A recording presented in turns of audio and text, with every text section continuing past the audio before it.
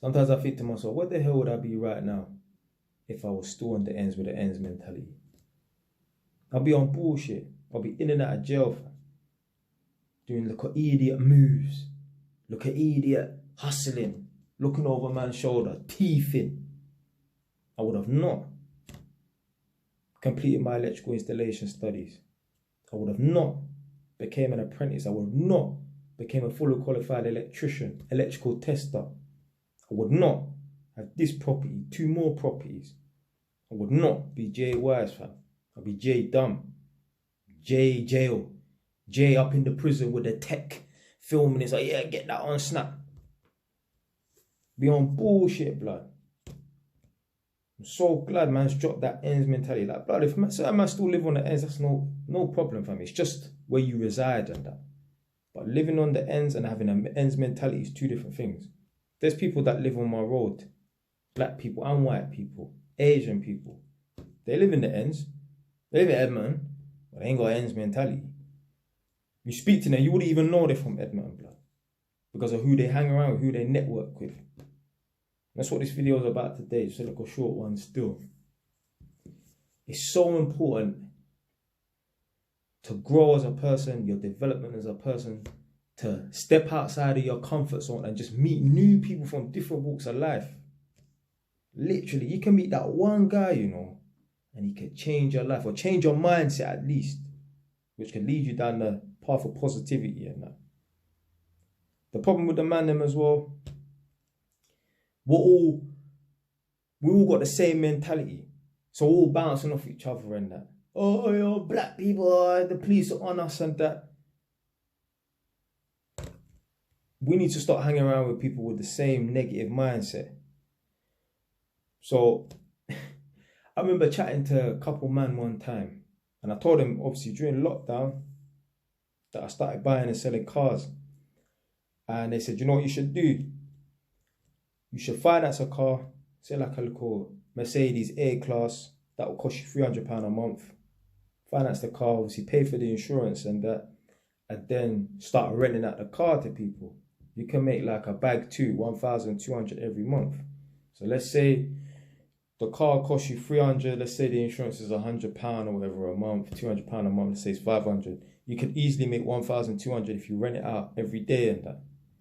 And a man said to me, and that sounds like a little alright business plan. But a man said to me, yeah, do you know the people then that you should target? Like a good customer will be a man that does a man that does fraud.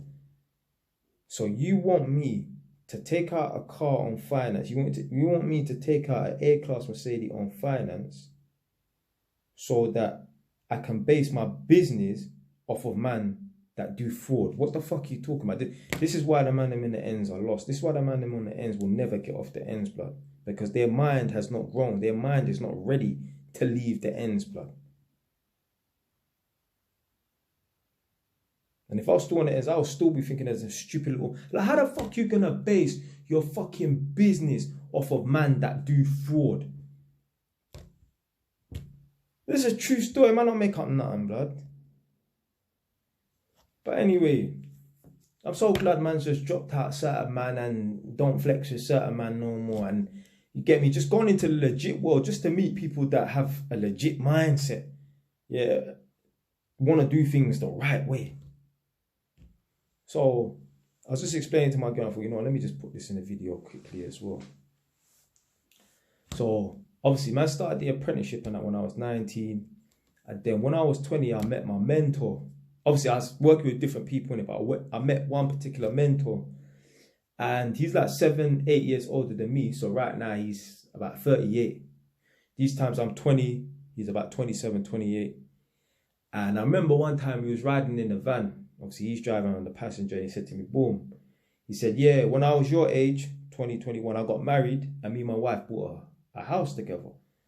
And I was never really thinking about buying properties or nothing like that. One of my guys from way back in the day when man was 17 and that, he used to kind of talk about getting into property development. So, yeah, he spoke about getting into property development about 3 years prior to having my man tell me this. But I was never thinking about getting into property development or nothing like that. He just told me, I remember me and he was having this conversation when we were 17. Yeah, you can buy houses, fix them up. So buy a rundown, mash up, rock up yards, fix them up and sell them for a profit. Might be able to get 30 grand profit or whatever in it. Boom.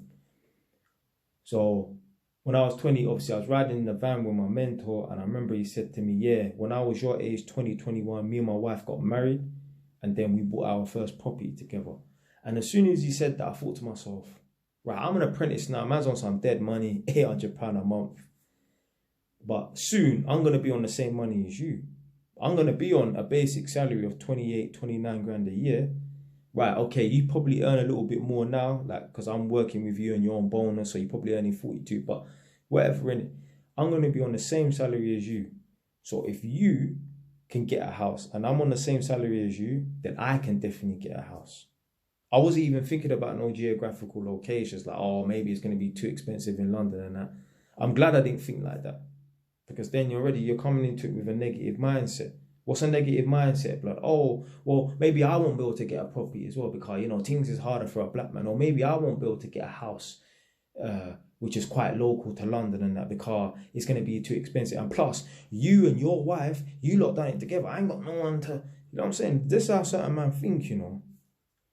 But I was glad that I just thought to myself, do you know what? And this is the mindset you need to have, you know. If someone else can do it, then you definitely can. And you know what? If no one ain't done it before, you be the rascal at first, innit?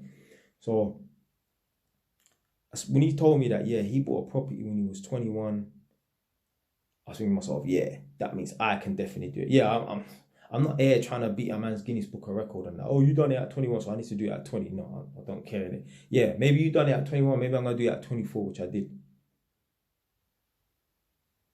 I'm so glad I thought like, yeah, you know what, yeah, if my man can do it, I can. That's the way you got to think.